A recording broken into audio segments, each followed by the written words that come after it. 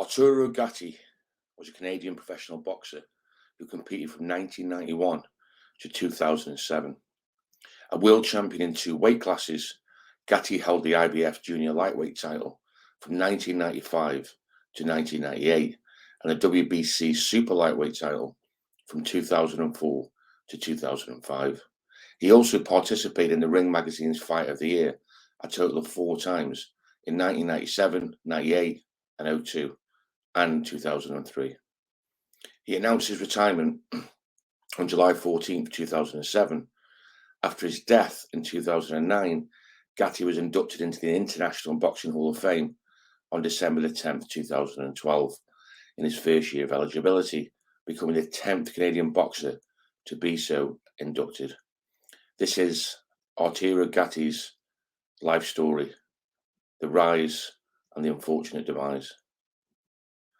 Gatti was born in Montreal, Quebec, Canada. Gatti eventually relocated to Jersey City, New Jersey, as a teenager when he found a manager he trusted and decided to turn pro. He returned to Montreal after retiring from boxing to work in real estate. He died under mysterious circumstances in 2009. His Brazilian wife was arrested for his homicide, then released after an autopsy done in Brazil ruled his death was a suicide.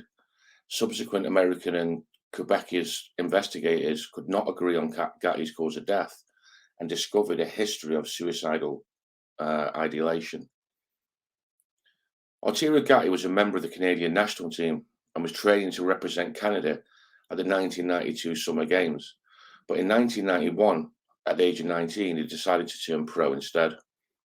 He began boxing professionally on the night of June 10th, 1991, with a third-round knockout of Jose Gonzalez in Secaucus, New Jersey. He went undefeated for 6 bouts before losing to King Solomon by split decision in 6 rounds on November 17, 1992. His next fight on March 24, 1993, was his first fight abroad, where he visited Amsterdam and knocked out Piotr Guchev in 1 round.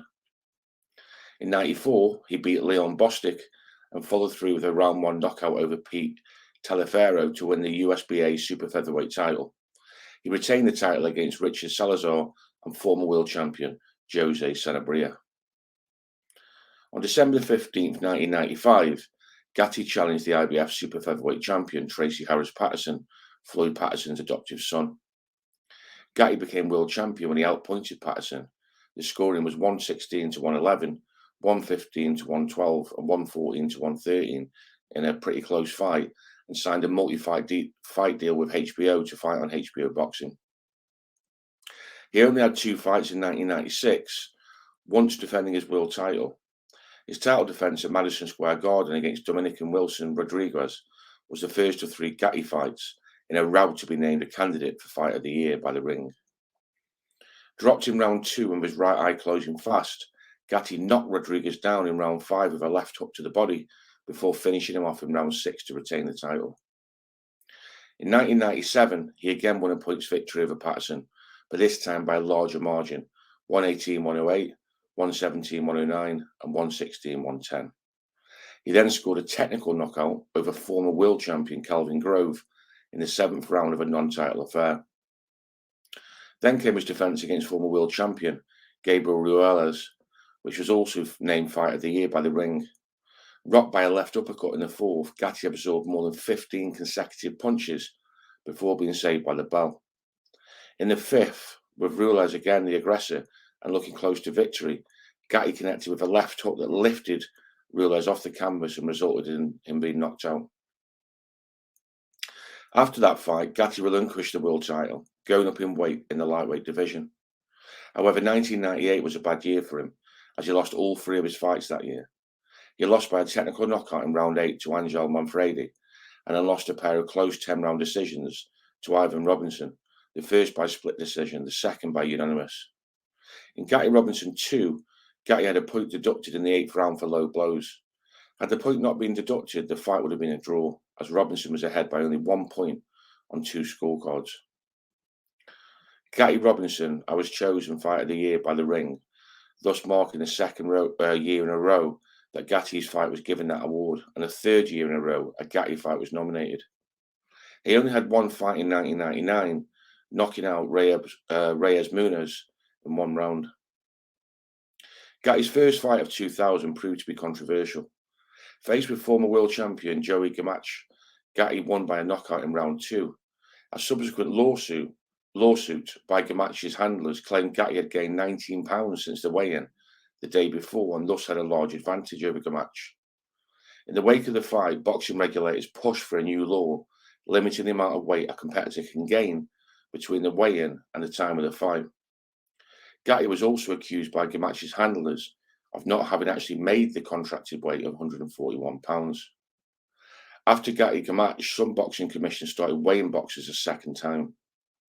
Gatti also won his 2 other fights that year against Eric Yukabusku and Joe Hutchinson. In 2001, Gatti only had one fight, going up in weight to meet welterweight Oscar De La Hoya, who beat him by technical knockout in 5 rounds. In 2002, Gatti returned to the light welterweight division and defeated former world champion Tyrone Millett by a knockout in round 4. He then split 2 10-round decisions with Irish Mickey Ward, losing their first bout but winning their second. Gatti Ward also earned Fight of the Year honours by Ring Magazine, and the 9th round was called the Round of the Century by Emmanuel Stewart. On June 7, 2003, he and Ward had a rubber match. Gatti broke his twice repaired right hand when he struck Ward's hip bone with an attempted body shot in the 4th, and he dropped his arm. In the 6th, Gatti dominated the round but got caught with an overhand to the top of the head a second before the bell rang and went down. Gatti would win the match by unanimous decision. The 3rd fight between the two was again named Fight of the Year by Ring Magazine. Gatti versus Ward 1 and 3 are also part of HBO's 10 Best Fights of the Decade. On January 24, 2004, Gatti, having recovered from a broken hand, scored a 10th round knockout and defeated Gianluca Branco of Italy by a 12-round unanimous decision to win the vacant WBC light welterweight title. On July 24, 2004, he knocked out the previously unbeaten former world champion Leonard Durin Dorofetti in 2 rounds at Atlantic City to retain his title. Gatti's second defense of the WBC title came against former WBC super featherweight champion Jesse James Leyer on January 29, 2005. Gatti beat Leyer by a 5th round knockout. In his next fight, Gatti fought former super featherweight and lightweight world champion Floyd Mayweather Jr. on June 25, 2005. He took a horrific beating, and Gatti's cornerman threw in the towel after he was beaten around the ring, thus ending his title reign by a 6-round technical knockout. After the loss to Mayweather, Gatti moved up to the welterweight division. He beat Thomas Damgard on January 28, 2006 by an 11th round technical knockout to win the vacant IBA welterweight title and became a champion in 3 different weight divisions. On July 22, 2006, Gatti lost by a TKO to Carlos Baldomir, vying for the WBC and the Ring Welterweight Championship. He then broke off his relationship with Buddy McGirt and had a new trainer in Mickey Ward. Gatti attempted a comeback on July 14, 2007 against Alfonso Gomez, only to get TKO'd by Gomez. After the fight, Gatti announced his retirement in the dressing room, reportedly quipping, "I'm coming back as a spectator." Gatti retired with a record of 40 wins and 9 losses, with 31 wins by knockout. On September 24, 2008, reports had surfaced that Gatti was considering a comeback against Montreal welterweight and Anton Decaire, the Canadian and North American Boxing Organization champion. On December 10, 2012, he was voted into the International Boxing Hall of Fame. Arturo was an aggressive all-action fighter, often remembered as a slugger. Early on in his career, Gatti showed his tremendous punching power as he amassed a large number of first-round knockouts. Although he had the ability to box, many opponents, as shown in the second Mickey Ward fight, Gatti would often get into brawls when his opponents were able to take the power and fight back. This is why many of his bouts against good opposition were slugfests. Gatti had an incredible heart and a very good chin, shown in the majority of his major fights. He was able to absorb incredible amounts of punishment by fighters such as Wilson Rodriguez, Gabriel Ruelas, Angel Manfredi, Ivan Robinson, Oscar De La Hoya, Mickey Ward, Mayweather, and Baldomir, none of whom could knock him out cold. In the Rodriguez fight, he showed off his recuperative abilities as he was close to being stopped under a barrage of shots, and in the next round he stopped his opponent. Oscar De La Hoya, who faced many big punches from 130 pounds to 160 pounds, says Gatti hit the hardest out of any fighter. On July 11, 2009, Gatti was found dead in a hotel in Pernambuco, Brazil, where he was on holiday with his Brazilian wife, Amanda Rodriguez, and their 10-month-old son. He was just 37 years old. Gatti's wife was initially charged with murder after Brazilian authorities ruled Gatti's death a homicide. But after the coroner's autopsy report was released, they declared it was a suicide, and charges against his widow were dropped. Gatti had a history of suicidal threats and had previously attempted suicide in 2006. On July 31, 2009, it was announced that the Canadian government would be seeking more information from the Brazilian authorities on Gatti's death. Gatti's family confirmed that there would be a second autopsy done in Quebec. Two independent investigators hired by Gatti's longtime manager, Pat Lynch, released a statement in September 2011 that they believed Gatti was murdered. A contributing factor to the conclusion was an injury to the back of Gatti's head that they believed could not have been self-inflicted. After receiving the independent investigators' findings, Brazilian authorities again concluded that Gatti died by suicide. At the family's request, a Quebec coroner agreed to exhume the body so that two pathologists could conduct a second autopsy. After an autopsy, the pathologist ruled there was no clear evidence of foul play and expressed doubt at the conclusions reached by the private investigators hired by Gatti's manager.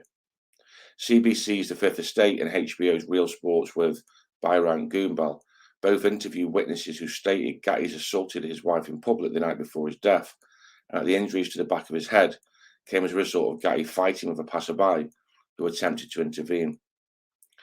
Gatti is interred at Cimetière de Laval in Laval, Quebec. Okay, guys, so that is the story of Arturo Gatti, a snapshot of his life. I hope you enjoyed it. If you did, hit the like, put your comments, put your memories of Gatti's fights, and also recommend to me anyone else that you would like me to cover. Okay, take care.